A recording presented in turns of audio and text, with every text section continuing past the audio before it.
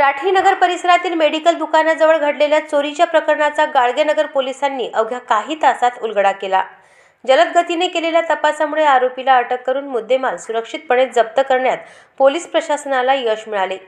4 September रोजी महिला फिर्यादी औषध खरेदीसाठी मेडिकलमध्ये गेल्या असता त्यांनी ॲक्टिवा MH17 BT 4021 गाडी बाहेर उभी ठेवली होती।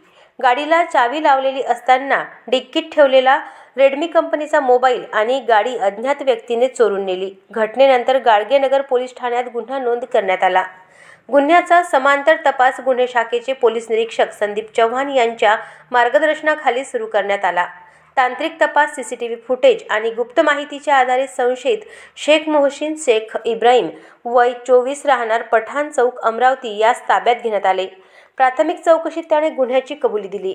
आरोपीच्या ताब्यातून चोरीस गेलेली ॲक्टिवा गाडी किंमत 45,000 रुपये तसेच रेडमी मोबाईल फोन किंमत 1,000 रुपये असा एकूण 46,000 रुपयांचा मुद्देमाल जप्त करण्यात आला आहे।